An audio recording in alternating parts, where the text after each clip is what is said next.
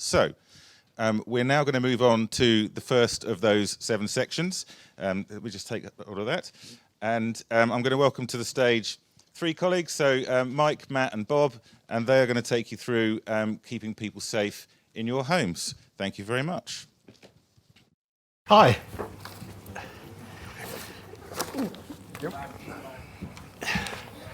Good afternoon. Ooh. Right, let's get the technology to work. So, hi, my name is Mike Grist. I'm Curo's Director of Property Safety and Regeneration. So my teams look after the safety side of the business. Really delighted to be here this afternoon to talk to you. With me, I'm really pleased we've got Matt Bryant, who's in our fire safety team. So he's one of the guys actually out on the ground talking to customers, looking at our properties. And then we've got Bob White from Avon Fire and Rescue Service. So we're going to do a bit of a 3-way presentation. I'm going to say a bit about kind of what we do, just to give you an idea of the things we cover and the way we go about it. But I'm also going to talk a bit about some things that are going to be changing. There's some new legislation that is in at the moment or is going to come in over the next couple of years. So it's to let you know about that. Matt's going to talk about the communal areas, and obviously Bob's going to look at it from the fire service perspective. And as Paul said, at the end, there's a chance for you to ask us some questions. But we'll be asking you some questions as well as we go through, because it's really important that we get some feedback and we learn what you think about some of these subjects. So, starting with a question, if you've got your kit in the room or you're watching online or you want to fill something in, really keen to know how satisfied are you with the amount of information you get about safety to help you feel safe in your home. So I mean about property safety, so as a landlord, the things we do to protect you in your home. Do you get enough information? So on the one extreme, you're completely dissatisfied or you're completely satisfied. So there's a range of answers there. Just want to get a sense of how you feel about that, because that really helps us shape what we do in the future and the amount and type of information we give you.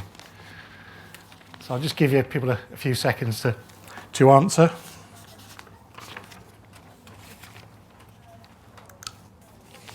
Okay. I want to start, I guess it's a very serious note, and apologies for maybe bringing the tone down, but this is such an important subject for us. We know about Grenfell, we know that 72 people really sadly lost their lives 4 years ago, and that's one of the reasons why this is so important. It's one of the reasons why we take this so seriously and really want to keep people safe in their homes. This sort of thing must never happen again, and we need to do everything we can to keep people safe. A lot of the stuff from Grenfell was actually fed into the government's Charter for Social Housing Residents, and the first chapter is about keeping people safe in their homes, and it all directly flows from this. But we don't just do fire safety. As an organisation, we do a huge amount both in people's homes and around the communal areas. We carry out about 10,000 gas safety checks, and my colleague Luke McCreary is here a bit later to talk about some of the other things we do around that. But we also check asbestos in people's homes. We do 2,500 electrical safety tests to make sure the electrics are safe. We do fire safety inspections, but we do a whole range of things. We cover water safety, lifts, hoists, powered doors, gates, barriers. We check radon fans. So there's a huge amount of stuff that we have to do to keep people safe. And at the other end of the scale, we service 4 manga elk cushions. Anyone know what a manga elk cushion is? Certainly do. Excellent. Had to use one a few times, yeah. Brilliant. Yeah, as you say, they're an inflatable cushion, so if somebody has a fall, it helps them safely get off the ground and back to their feet again. So really important for people with mobility issues. But we have to service them to make sure they're safe. We can't just assume they're going to work. Not only do we have to make sure we carry out these checks and we do all the work in people's homes, but what's really important is that we know actually what's out there, that we know what things we need to fix and service. So this year we've done a huge exercise to double check our records to make sure we've got all of that information. We did 2,500 inspections nearly. We record all this on photographs so we know exactly what we've got in what property. And we've got around 85,000 safety items that we need to keep a track of and to service. So that's kind of what we do at the moment, but there's some changes coming on the horizon, some of which are actually here now.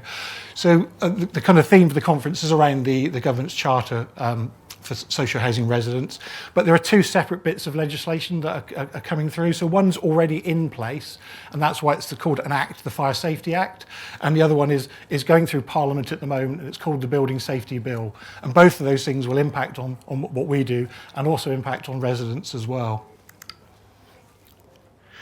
So the Fire Safety Act, it's law already. There are things now that we are starting to do because of that. It applies to all buildings. So you may hear sometimes in the press about laws applying to higher buildings, and I'll touch on that, but that's the Building Safety Bill. The Fire Safety Act is more general obligations on what we have to do. And they place more obligations on us as an owner of buildings. The checks that we've always done checks on our buildings, but they are now strengthened to include, as you would expect, the external walls. So obviously very much a feature at Grenfell and the cladding there. We don't have any of that sort of cladding, just to reassure everybody at the moment, but we will continue to check that and make sure it's safe, as well as fire doors within the buildings themselves. The other thing with this Act, it will allow the government to bring in more legislation. When the findings from the Grenfell inquiry carry on, and as they find new things, it will allow them to bring extra bits of legislation in to us as an owner. The second piece is called the Building Safety Bill. Now that's partly about fire safety, but it's also about structural safety in buildings. So it's going through Parliament at the moment, and it tends to do this ping pong in the House of Lords and the House of Commons, and it will take an age to come through, but we expect that to be by the end of this year. And then probably the law will come into being over the next couple of years, so it won't just suddenly happen overnight. And this is the one that does apply to taller buildings, so buildings over 18 metres, which is roughly 6 stories in height. We've got 7 of those buildings at Curo. That's Berkeley House at Snow Hill that some of you will recognise. The key part of this new legislation is there will be a specific regulator who can force us and other landlords, whether that's private or social, to do things. And they sit within the Health and Safety Executive, so this is the government body charged with all sorts of health and safety issues, and they're a very robust organisation who have very sharp teeth when it comes to making people do things. It doesn't just cover how we manage the buildings, but it also covers the whole process from the stage you design them, that you build them, and then put them into management. So there's a whole raft of stuff that we will now, us and other developers and other building managers, will have to do. One of the really important parts of that bill, and it does link into the government's charter, is about a stronger voice for residents. So that's around having better mechanisms to engage and to deal with complaints. One of the findings from the Grenfell inquiry was about residents not being listened to. So whilst this is something we've always taken seriously, we need to make sure, particularly in relation to safety, that we're actively listening to residents and acting on what they say. The bill also introduces what's called a responsible person, so there will now be a named person in Curo who ultimately is accountable for this. And there's a new role which is being introduced, which will people who live in these buildings will start to see, called a building safety manager. And this is having one person with overall responsibility for the safety in those buildings. Now, we're still trying to work out exactly what that person does and how far that role goes, but we will have somebody around next year who will start to fulfil that role in line with the Act. And they will also be involved in the engagement and the listening piece with residents, so they will kind of control everything that Curo does in those buildings. But the bill also has obligations on residents as well. So a big part of this is what we do as a landlord, but also what residents can do to keep themselves safe. So that is around maintaining the parts of their building they're responsible for keeping common areas clear, to making sure buildings are safe for people to live in. So we asked you earlier about how much information you get and do you get enough. What we're also interested in is how do you want us to communicate with you? What methods do you like? So I think there are various options on your, what are they called? Gizmos you've got for answering questions, and also online. So really interested whether people prefer paper copies, they like the digital stuff, do they actually want face-to-face contact? What's the best way we can use to communicate with residents, particularly around these safety issues? Give people a second to finish that off.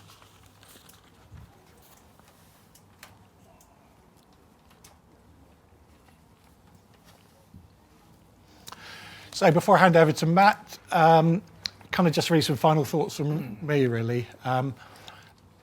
It's really important that we do get in to do this work. We know it's an inconvenience sometimes to have to let people in for various services and things that we have to do, but it's really, really important because all these individual, not just the fire safety stuff, but all the servicing, the electrical, the gas, whatever it is we need to fix, all add up to the overall fire safety of a home, and it's really important we do that. Where people like Matt are involved and the fire service, really, really important to follow their advice. These guys are the experts here on this. And if you're worried in any way at all, please contact us through our normal channels, through our normal email and phone numbers. Please, speak out if you see things that you're worried about and you think there's things we should do something about. Don't assume somebody else has done that, because it's really important that people on the ground are actually giving us this information. My final thought really for everyone is just stay safe, because this is such an important thing for all of us. Please look after yourselves. Matt, over to you. Hi, I'm Matt. I'm a fire safety compliance officer. This isn't my natural habitat, so bear with me. You'll see my team around your buildings. If you live in a building with more than one property, we'll be in your communal areas. We check fire alarms. If you have a fire panel on your communal area wall, we check this weekly. This is now what we've got to do. We check this by, there'll be little red call points, manual call points on the wall. These are the things you normally press, which will, in an emergency, set the alarm off. We test these to see that their signal goes to the box, so it's working properly. We have to test a different one every week. This is to make sure the whole system is working. So sometimes we'll test the one right next to the panel, so the alarm might not be sounding for quite so long. Other times we might have to go down 5 flights of stairs to turn the alarm off. So obviously this is going to take a bit longer. It should only take up to about 60 seconds. So if it goes on for over a minute, then you need to start making your way out of the building. You'll have a little red document box in your communal area. On here it should have a poster from Curo saying what days we're going to do this check. So obviously you can be aware that your checks are going to be done. We also check the emergency lights once a month in your buildings to illuminate your exits to make sure that you can get out safely. And we also check your communal areas for stuff being left in the communal area, bikes, rubbish, items. Sometimes this might not seem too much of a problem for it to be there, but in a smoky building, it can be a bit more tricky, especially if you're a visitor or a contractor or even the fire brigade when they have to come in. We need to keep them clear as possible, so if the resident could help us with that. And likewise, when I'm out and about, I can try and help you either get rid of it or find somewhere else to put it. But we do need to keep those areas nice and clear. We check fire doors also, make sure they're working properly, they're not damaged. And also that's another thing you can help us with by not propping them open. And if you see them damaged or whatever, report them to us. Even though we're doing it, it's always good to make sure that it's being dealt with. We check compartmentation. This is every bit where you've got fire doors as a compartment. So if there's holes or cracks in the wall that smoke or fire can get through, we make sure these are all filled in. So that smoke can't get into other areas of your building. We do all this with our handheld devices, so we have a form. We go into your building, download it to your building, we'll fill out the form. Any faults come straight back to head office, to the admin team. They'll raise up the repairs and hopefully get it done as quick as possible. We're quite a friendly bunch, a fire safety team, so I know that we're quite annoying sometimes by setting the alarm off when you're halfway through a G-meet or whatever, but we are only doing our job. So please say hello to us, and if you have any problems at all, just come and speak to us. I've got a few residents that have requested that I knock on their door before I test the alarm if they've got health problems or just work commitments or teaching or whatever, and as long as I know about it, I'll make a note of it, and I'm more than happy to knock on your door, let you know that I'm about to set the alarm off, and we're happy to work with you. So we're there weekly or monthly, so come and see us, and if anything we can do to help, we will. And and we'll report back to our admin and hopefully get everything sorted. So That's me. So thank you, and I'll pass over to Bob. Thanks, Matt. I think you've said everything I was going to say. Well, thank you for listening to me today. That's it then. I'm only joking. My name's Bob White. I work for Avon Fire and Rescue, and I work in the Business Fire Safety Department. And what does that mean? It means nothing to many people, but what I actually do is we do inspections on all business properties, and the business is Curo. And what we do is, as Grenfell, as Mike was saying, they're putting all different things in, and the same as Matt, he checks fire doors. And what we do is we come along and we inspect the building, from the fabric of the building, making sure that Matt is testing his doors. We look at all the paperwork, all the risk assessments, and make sure that the building is safe for all its tenants. That's our overall aim, to make sure that everybody's safe. So if we find that there's issues in our inspections, we have different ways of dealing with that. We can put remedials, which we send to Curo and say, this has to be done. This is the issues that you have. So let's just say, for instance, the fire alarm, I turn up and I do an inspection, the fire alarm is in fault, then I'll be wanting to see why it's in fault. Has it been checked? Is it been serviced? So I want to see all the service records to make sure that what they're saying is true. I'm not saying they're lying, but I need to make sure it's safe for you guys, making sure that they're complying with everything they need to do. So once I've gone through that, and I've had a look at all that paperwork, I need to then look at the fabric of the building, make sure that it's safe, like with Grenfell, where there was issues. We're looking at all high-rise buildings in Avon. And as Mike said, we've got 7. At the moment, I've only checked 2, and I've got another 4 to do in the next 3 or 4 weeks. So if you live in one of the high-rises, you will see me walking around with my colleague. So there is also things that you need to do to help Curo comply, to make your building safe. And that is making sure, like Mike was saying, that the communal areas are kept clear of combustible items. So bikes, your rubbish, if you put them outside your doors and stuff like that. If there was a fire, people can trip over it when the room's all filled up with smoke, or the corridor, which we're hoping it's not going to happen. So Mike is doing a real good job of making sure that you are safe. But you guys need to also allow them to get in to make sure they comply with the fire regulations that we're checking. So making sure that you let them in to do the gas checks, the electric checks, making sure that the smoke detectors are working, and most of all, making sure that the fire doors are compliant. You know, if you've got a problem, you need to let them know, because they don't always know what you're doing behind your door. If your smoke detector's been beeping for weeks and weeks, phone them up, get them in. We work with Curo quite a lot, and we know that they are making big strides to make sure that everybody within their residential areas are safe. And that's what we're doing. We're making sure that you're safe as well. We have lots of emails from residents of Curo's, and we always go out and we always have a look, make sure that Curo is keeping to their side of the deal. And some of the times it's not always Curo that's doing it, it's sometimes the residents that are not allowing Curo in to do it. And that's important, that you allow the guys to come in and actually help you be safe. You know, we can enforce all the regulations on Curo, but sometimes they can't do anything unless the residents help them as well. It's a 2-tier thing. You need to help each other.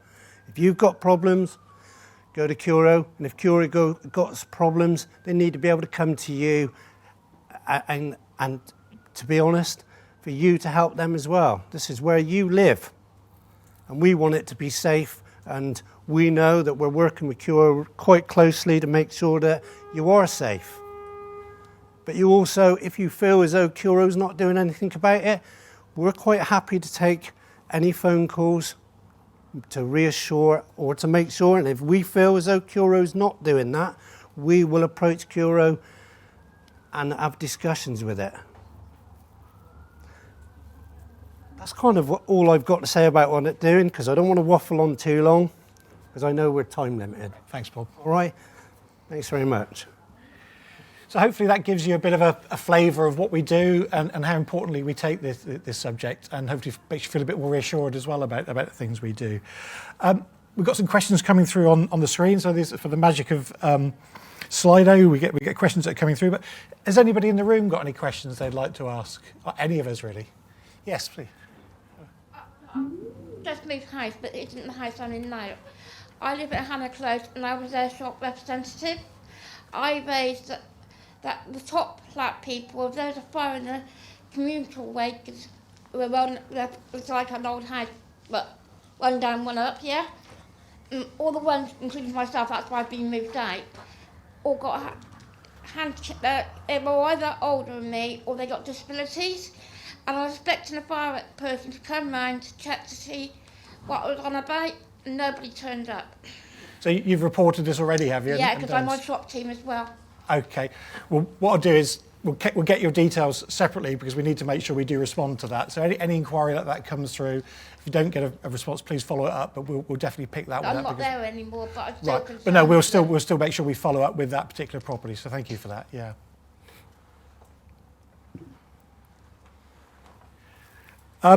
Just a couple of questions that have come through whilst we've been talking there. So, Matt, I'll probably ask all of these to you, because you're the person that's out and about the most. So, the first one is, what should I do if I see something that doesn't feel safe in my building?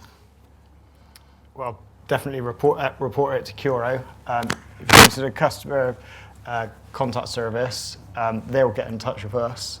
And then, like I say, we're out and about all the time anyway, so we will go there and we'll have a look at it. So definitely grab you if you're in the building. Yeah, either grab me say hello. or get in contact with Curo, and they'll get in contact with us, and then we will go and have a look at it, and then get the correct team to go out and sort out whatever the problem is. Right. So that's absolutely anything at all, no matter how small you think it is. You know, it could be important. So please get in touch. Matt, could be another one for you. It says, are all the fire signs in my block up to date? The ones where it says where to go is a fire. Is that something you check as part of your inspection? Yeah, we do put all the fire. We're in the process of renewing them. They say the same thing, they just look a bit different. So we've got stay put or evacuate. But the ones that are up at the moment, you might that some of them have got locations. We're renewing them for newer ones as we go along. But all the ones that are up to date, yeah. Right. It's probably worth, as well as Matt going out there on a very regular basis, we do kind of much bigger inspections once every year or every 2 years or every 3 years, where we review all the information in a block to make sure that it meets the current standards and it's all completely bang up to date. Yes, sorry. General question. How long does it take you to get through all the housing that Curo is managing? I mean, how many staff do you have? So in terms of safety? Well, it's just a general question, because obviously if you've got X tens of thousands of homes and there's just 2 people on it, it's going to take you forever. It would. So we've got about 12,500 homes across the business. I think we've got about, I'm looking at 450 staff altogether. So we've got about 100 people that are out fixing, repairing homes. And then we have a whole load of contractors and people we work with. So in terms of safety, there are actually 50 people that work just on safety. How long does it take you to get through everything? So 50 people who work on it, and then we employ a number of contractors. So we spend about £6 million a year just on safety servicing. So it depends what it is. So we do things on cycles. So gas services, we do that. They have to happen every year. Yes. And they happen. Fire safety audits happen on a frequent cycle. So it kind of depends what the subject is, really. Yeah, it's just a thought, you know. Yeah. Does a resident see you every year or every 2 years, or? It depends entirely on the property. So if you've got gas, you'll have a service every year. If you've got electric, which everyone has, we do those every 5 years. If you're in a block of flats with a communal area, we do obviously Matt's inspections on a what sort of frequency do you go out there, Matt? We do some of them weekly, some of them monthly. We within our team, we have our own patches. So I'll do Bath, and well, most of Bath, and someone else does a part of Bath, and then we got Bristol, Weston-super-Mare. So we have our team split up into areas. So you feel you're sufficiently covered? Yeah, and the main thing That's is just what I wanted to know. Yeah, no, definitely. The main thing is we monitor all this stuff, so we know if we haven't done something we should have done. That's the key thing, really.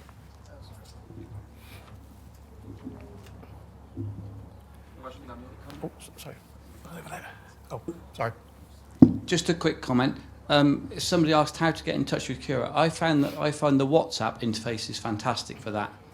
You could message Curo now on WhatsApp, and it's really simple, really easy, and you can see when they've replied on your phone much more. For me, anyway, it's a lot simpler than email. So. Keep a track, yeah. Thank you. So there's a lady over here, I think.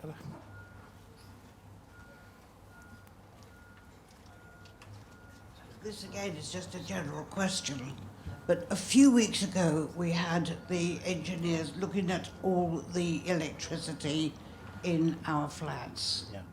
We were then told, oh, your kitchen one needs replacement. We'll do it later.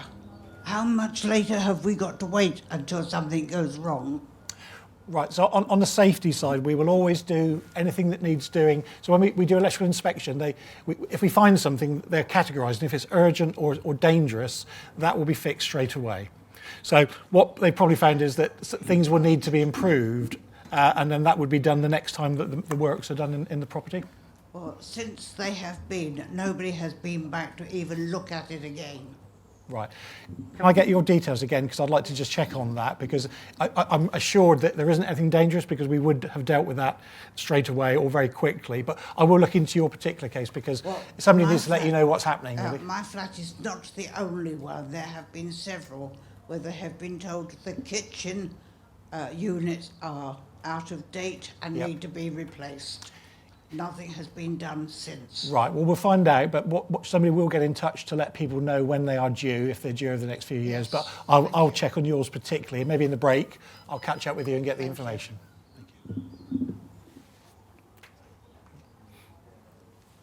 Thank you.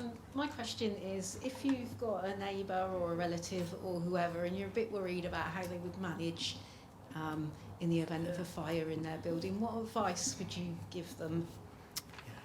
We might want to touch, but the first thing is to let us know, because it's really important that we know if people have any mobility issues or may struggle with evacuation in a fire. So that's definitely the most important thing, to get in touch. I mean, we're actually going to go through, we do check regularly, but we're going through a big check over the next few months to actually double check with people whether they have any particular needs, because it's really important that we know, and equally if the fire service turn up at a property, that if somebody is on the top floor and they do have some mobility issues, they need to prioritise those people. So the first thing is to let us know about mobility issues. And then the second thing is basically let us know of anything that might be a concern, whether it's around lifestyle. We know sometimes some people may have a bit too much stuff in their properties. If they're worried about their relatives, let us know that. And if there's anything that they've seen about the condition, so whether it's just the kitchen or other parts of the properties they're worried about, just let us know. That's the key thing. Thank you. Can you define dangerous for me? How long's a piece of string, I guess. It's one of those things. From what the lady just said now with the cabinet, and no offence, if they said that your cabinets need changing, that I don't consider that to be dangerous. Okay? But however, if someone has a leak, which I know someone has, coming through the roof onto their floor and hasn't been done for months, I consider that dangerous, because they could slip, fall over. Yeah. So who defines what dangerous is, and where are the parameters there for everybody? Yeah, I guess there's a whole range. As you said, there's a spectrum of danger. Yeah.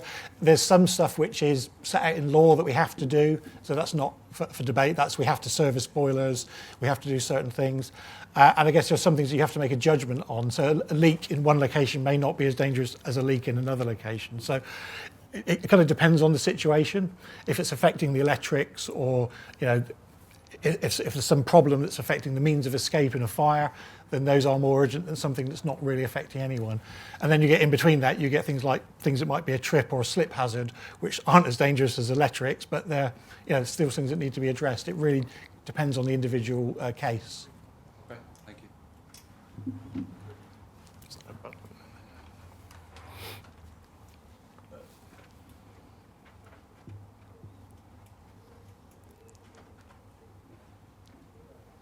I don't live in a block of flats. I live in a house and in a terrace, and there's a part of the front of my house has got some fascia on it.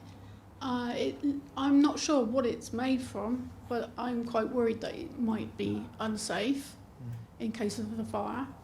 Also, I had some asbestos removed from a part of my home, which was a really strange place. It was above a doorway. And when it was removed a couple of years ago, it was actually just left with beams exposed from the above floor.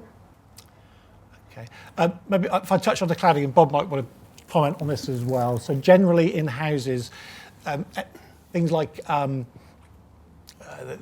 it UPVC or something like that? Is it that sort of material? Yeah, it does look it. Yeah, so generally risks are very, very low in houses, partly because you've got such a good way of getting out and smoke detection in there.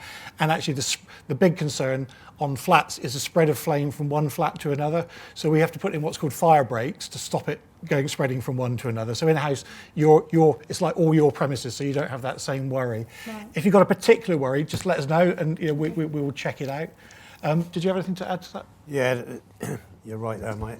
There's not a massive risk with a two-storey building, to be honest, because you've got two exits, front and the back. So you've got two exits, the travel distance is pretty minimal. And like we said, the cladding on the outside is about fire spread, and the higher you go up, the spread it goes, and that's where we're looking at it. So cladding on a two-storey is not a worrying factor, to be honest with you. Yeah. All right. On your second point about so it's great we've removed the asbestos, that's really important, but we should also be tidying up after as well. So has that been reported through, do you know, or has it just been... It was left. Yeah. Again, if you want to catch me in the break, we'll make sure it's in the system, because it's important we remove the dangerous stuff, but equally we need to tidy up after ourselves as well. Thank you. Okay. I think we've got a couple of minutes left. I've got another question on here, so if anyone's got a last question, have a think while I refer to this one. So really a question about from Sue Ward, who's asking about the white paper. How long do we think it's going to take to Curo to make our homes as safe as they should be, apart from all the regular sort of servicing? So again, Bob may have a view on this, but if I sort of start on that one, I think the key thing is making homes as safe as they can be as quickly as we practically can. So we know that across the country, people are finding stuff out about homes that they didn't know, whether it's the way they were built, the way they've been maintained. Our priorities are to deal with the highest risk issues first, so we take what's called a risk-based approach. So we go out, and if it is urgent and it needs to be done now, we deal with those. We also look at what we call mitigation, so it may be something that's going to take a long time to fix, because it might be a big building issue, or replacing insulation or doing something on a building. We don't just wait for that. We may change things. We may improve alarms, fire detection. So there's a whole load of stuff that we would do in the first place. In terms of when we get to the end of this, I think nationally we're probably going to keep finding stuff that we didn't know about, and we will deal with. Fire safety, we're increasingly putting more and more money into, particularly fire safety. We've got we don't have any of the sorts of issues that you see in London with the blocks with cladding and the sort of real concerns there, but we have things that we want to fix and make it as safe as they possibly can be. So there isn't an end date. We will always be looking for things and always trying to make things as safe as we can. I think the next 2 or 3 years, there's going to be a particularly busy point for not just us, but all landlords, whether that's social landlords or private landlords, because, you know, as a nation, I think we've kind of woken up to the fact that we haven't maybe looked after some of these homes as well as we should have done. And it's certainly one of our top priorities as an organisation for the next few years. 1 minute for any last questions, or do you want to grab a cup of tea early?